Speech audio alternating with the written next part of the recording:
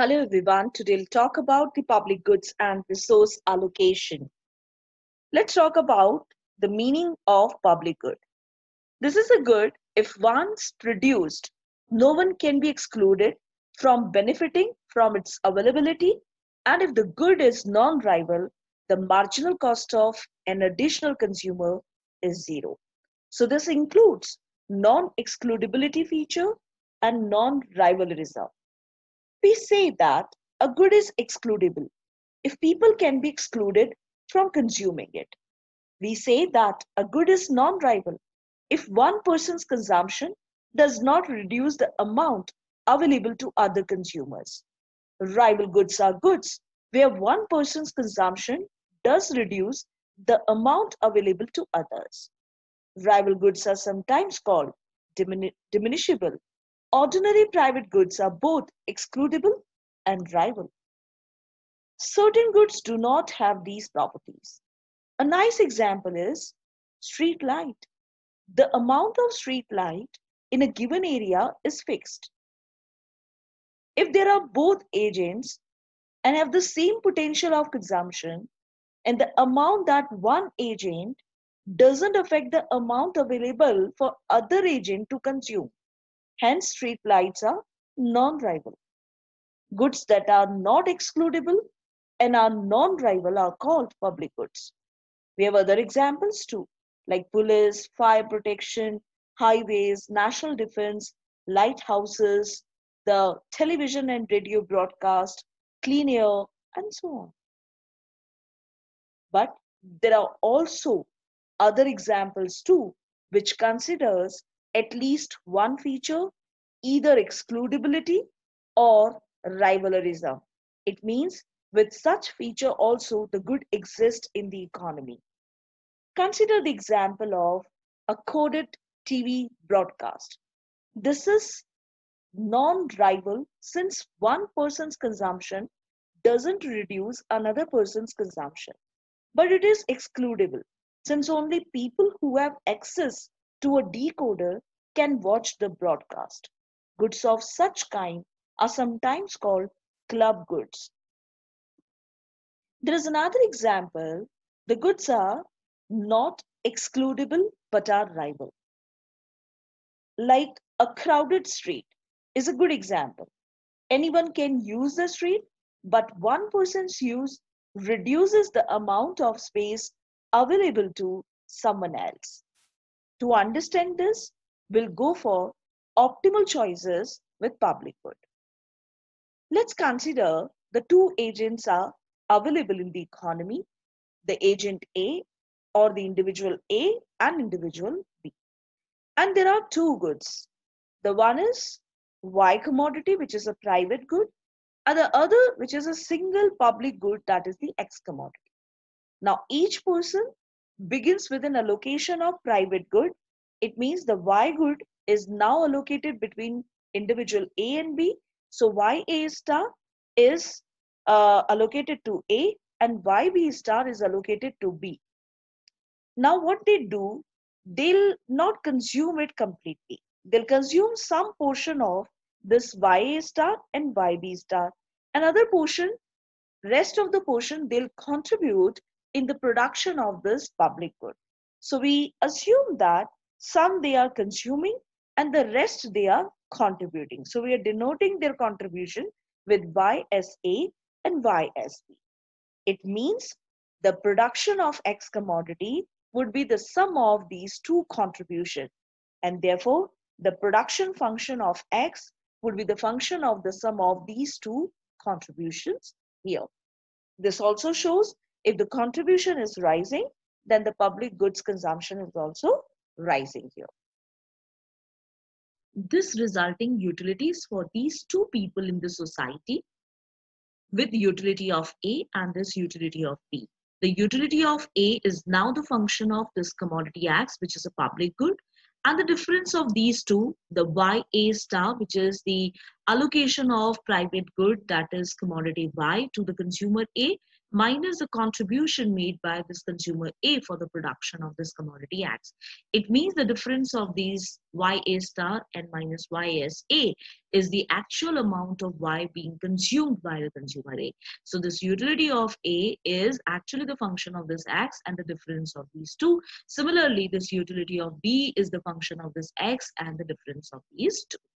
The level of public good production X enters identically into each person's utility function. Now here we can find the two major features of the public good, that is the non-excludability and the non-rivalry. So non-excludability is reflected by the fact that each person's consumption of X is the same and independent of what he or she contributes individually to its production. So it means the production of X and also the consumption of X, this is independent from the contribution made by the consumer A and the consumer B over here. So it means we cannot exclude this consumer A if his contribution is less in the production of X. Even we cannot exclude this consumer B from the consumption of X if his contribution is less in that. So entirely the consumption and production of this X is independent from the contribution of this. Then it is also non-rivalry. It's shown by the fact that the consumption of X by each person is identical to the total amount of X produced. So it means the amount which they are going to consume, the consumer A and the consumer B, that is also identical and same in this case. So consumption of X benefits by A does not diminish what B can consume. The necessary conditions for efficient resource allocation in this problem consist of choosing the level of public good by the contribution made by this consumer A and the consumer B that maximizes, says, A's utility for any given level of B's utility.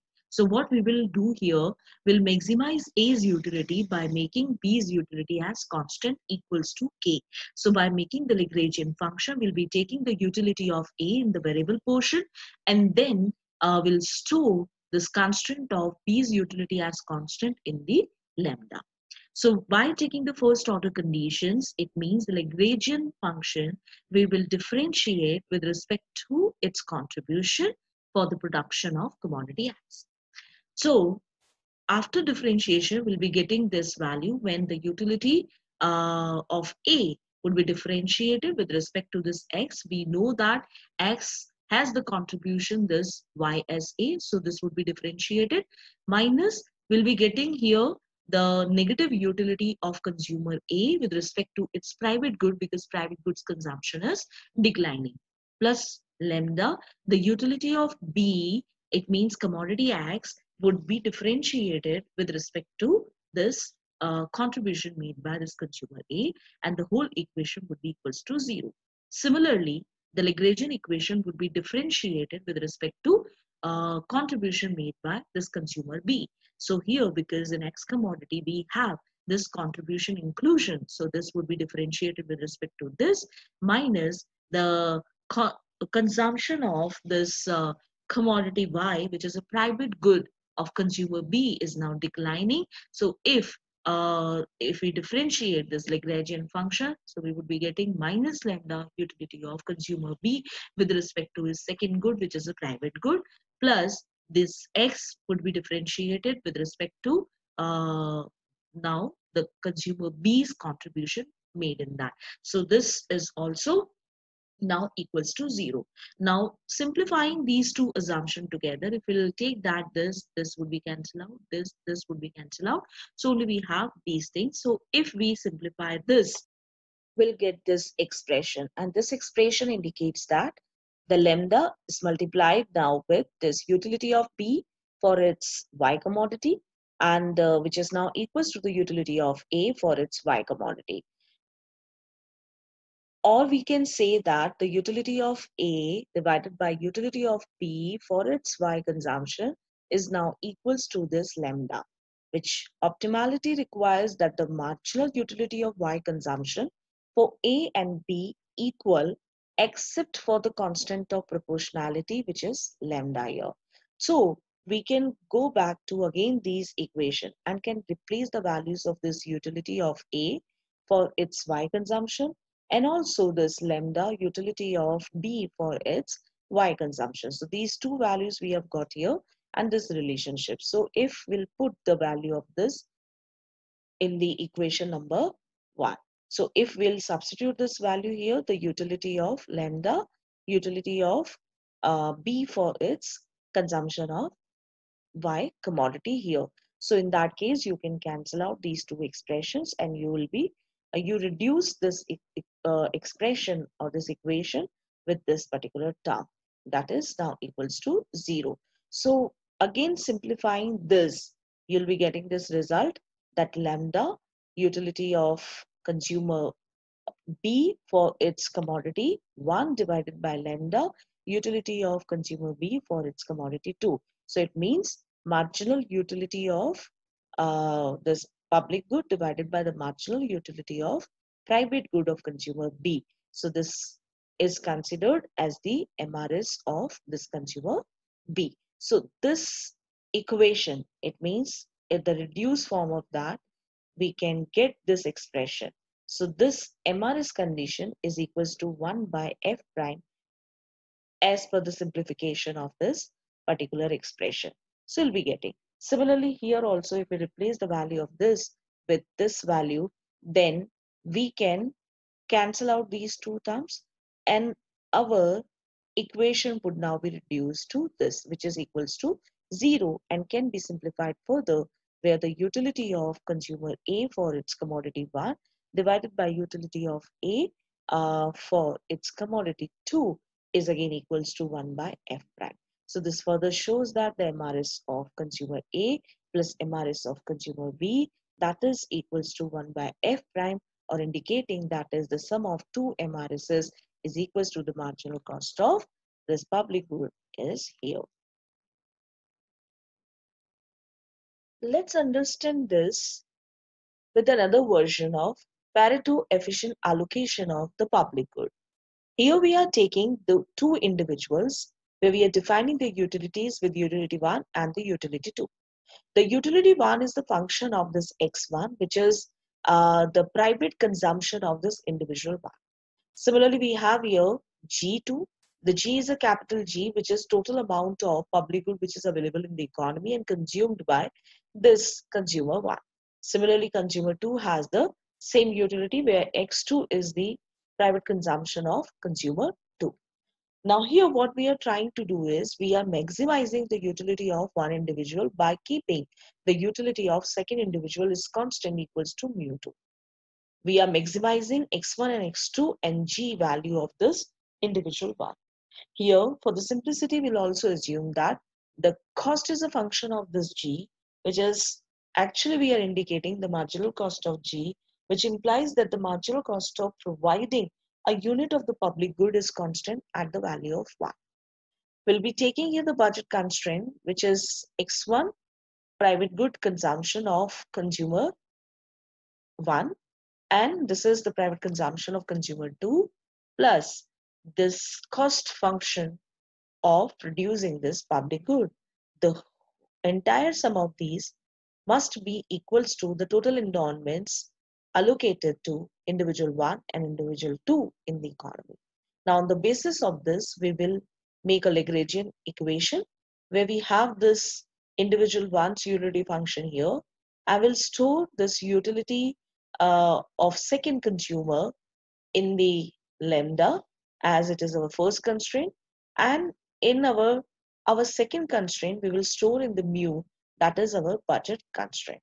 Okay, now we'll differentiate this Lagrangian equation with respect to this commodity x1.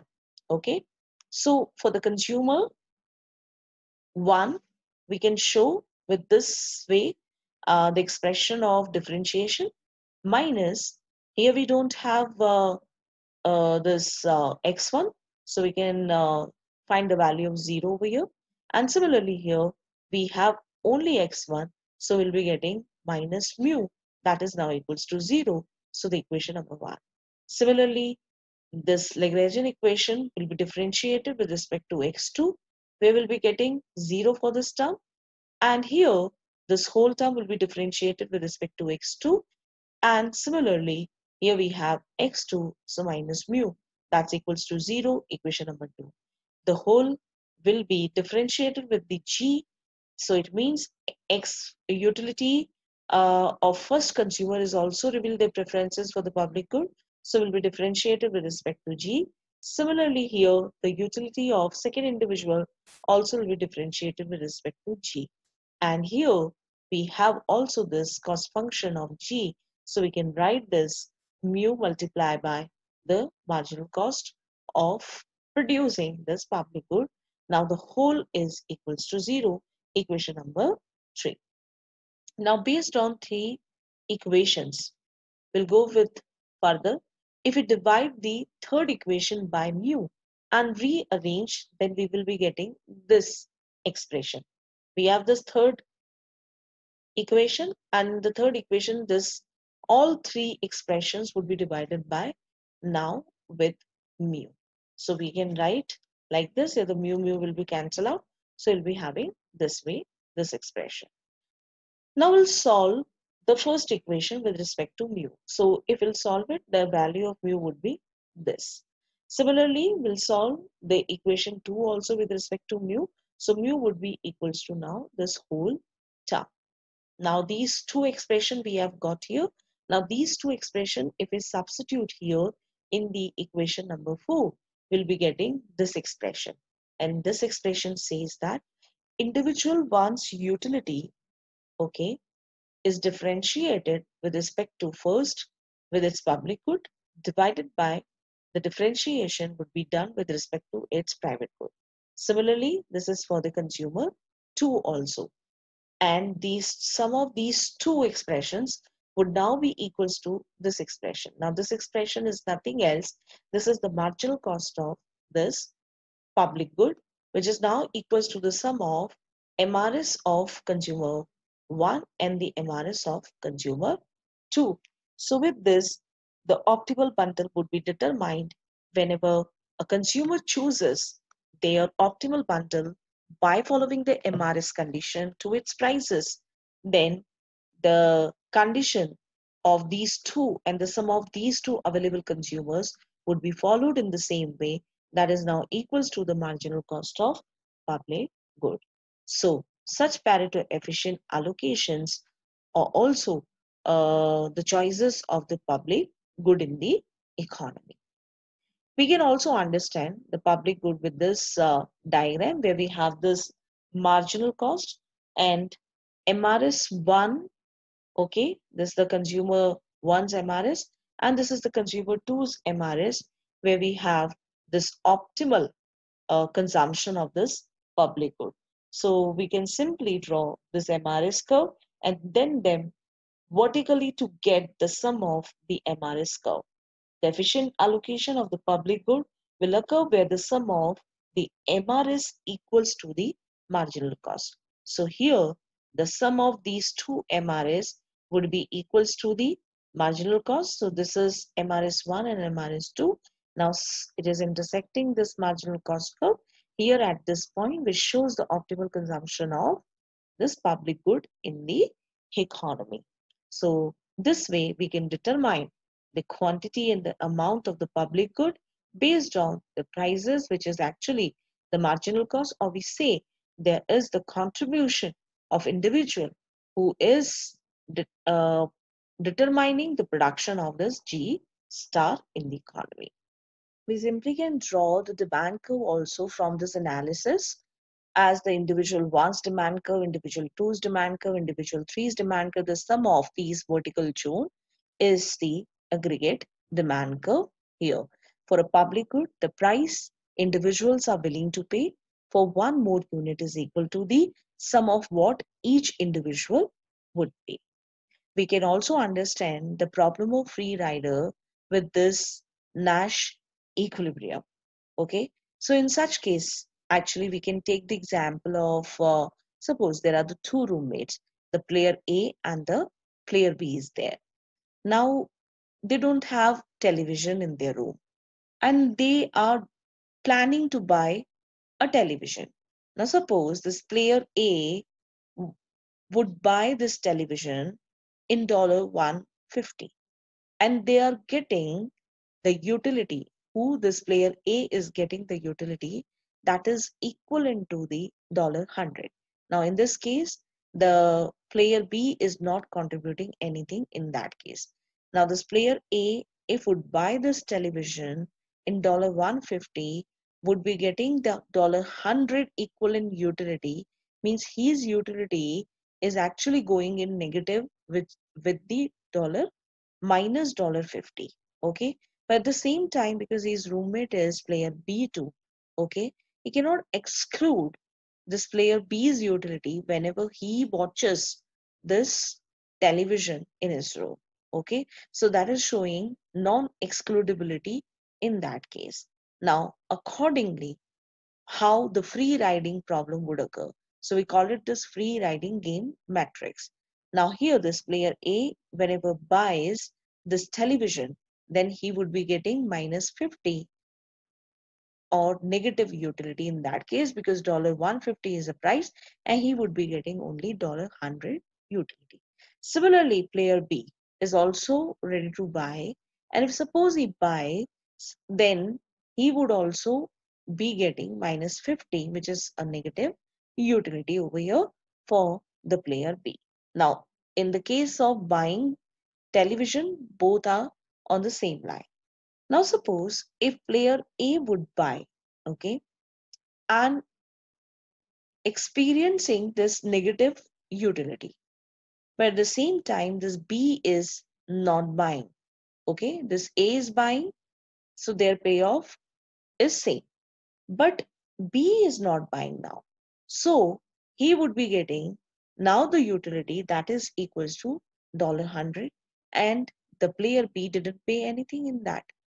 The player A, when don't buy anything, then his utility will now be $100, and the utility will decline in case of player B, which is now minus 50. Now suppose if both are not buying, in that case both utilities will come down to 0, 0 in this case. So the free rider problem would occur only in that situation when one player is buying television, but the other player they cannot exclude to watch it because they are the roommates. So in that case, the free rider here in this case would be player B, because the player A is buying the television. We can also understand this thing through this diagram. Now this diagram shows two different segments. The one where the consumer is actually choosing an optimal bundle, where it is tangent to the indifference curve. So this bundle is showing if individual one, okay, is utilizing his endowment. Through this endowment there is a budget line and then indifference curve, and maximizing its utility and its consumption for its own public good. Okay, and also here we have this private good, so the allocation is made through the optimal bundle. So the indifference curve, individual one's indifference curve, shows that this is not actually a free rider in this case. Okay, he's buying television by following this stringency and optimality condition and maximizing its utility with respect to X1 and the G1. But when it comes to the individual 2, then its indifference curve is not tangent to this budget line. This indifference curve is intersecting this budget line. So this shows that it is the situation of free rider, because this second player is not choosing the optimality case by following the tangency of indifference curve with the budget line. So because it is intersecting here, the endowments are equals to its commodity X2. It means the total endowment is being spent on only this private good, which is this consumer second is consuming. Whereas the G is being contributed by other people in the society because maybe they are paying the taxes and all that. But this section, whether it is weaker section, the BPL section, or any other section, they are enjoying this contribution by not paying anything. So this also shows the occurrence of free rider, the presence of non-excludability in this case. Now we can discuss about the Lindahl allocation in this regard. Suppose that we try to support an efficient allocation of the public good by using a price system. So we are introducing the price system now with the consumption of public good. We offer each consumer I the right to buy as much as he wants of the public good at a price P. Consumer I thus solves the maximization problem. So here the maximization problem indicates the utility of individual I, which is a function of this public good G and the private good Xi. They are maximizing two of these commodities together so that the individual I's utility can be maximized. But we are following here the constraint, that is the private good consumption of individual I, plus we have the prices now with public good. So the sum of these two is now equals to initial or the endowment of this consumer I. Now, following the first order condition for this problem, we would be getting this expression. And this expression says that this is the marginal utility of consuming this public good divided by the marginal utility of consumption for private good for this I individual must be equals to the prices in the economy. The optimal amount of G as a function of Pi and Wi is actually the consumer's demand function. Is there a set of prices such that consumers will naturally choose an efficient amount of the public good? So under the standard convexity condition, the answer is yes. We know from our analysis of efficiency that an efficient amount of the public good must satisfy this important condition. Now, this important condition says that the individual wants MRS, okay, the marginal utility of public good, consumption of public good of individual one divided by the marginal utility of uh, this private good. It means MRS of individual 1 and MRS of individual 2, the sum of these two must be equals to 1. So this is, according to the Lindahl, is an optimality condition, an efficiency condition. The reason behind it, if we consider the MRSs are equals to prices, the one is paying prices lesser than the other. If we consider these are the prices and we shift this value here, then it will give you 1 minus P, and then this price would be determined. It means the one individual may at a time pay can higher price for the consumption of this public good, whereas the other individual is paying less for consumption of this public good. So the analysis of this public good is actually independent from the contributions made by this individual one and the individual two in this case, but their amount of consumption for G star would remain same. So this shows that the prices would be optimally determined when we are taking the whole utility of one and a utility of two as I individual in the society, and we are getting the marginal utility of this public good divided by the marginal utility of this private good is now equals to the prices. So these prices are the prices that support an efficient allocation of public good, which are known as Lindahl prices in the economy. We can also interpret these prices as tax rates, because if one individual is paying higher prices, means they are paying more taxes, and maybe other section is paying less taxes, but still they are consuming the similar quantity of this public good. Another way is that if this consumer is paying more taxes and this consumer is not paying any taxes, but still the amount of consumption is same. So this shows that the prices are now equals to the utilities of I individuals. MRS has to satisfy the condition which is must be equals to the prices in this economy. So we can interpret these prices as tax rates. If G units of the public good are provided, then agent I must pay a tax of this public good. For this reason, one sometimes sees the Lindahl prices referred to as Lindahl taxes in the economy. So what we got to know from our analysis that the public good follows non-excludability, non-rivalrism, and also the public good and its amount is available in same quantity for the individual 1, individual 2, or the I individual in the society. If a public good can be provided in a variable amount, then the necessary condition for a given amount to be Pareto efficient is that the sum of the marginal willingness to pay should equal the marginal cost, as we discussed in case of Pareto efficient allocations for the public good. And also, when we discuss about the free rider problem, which refers to the temptation of individuals to let others provide the public good. In general, purely individualistic mechanism will not generate the optimal amount of a public good because of the free rider problem.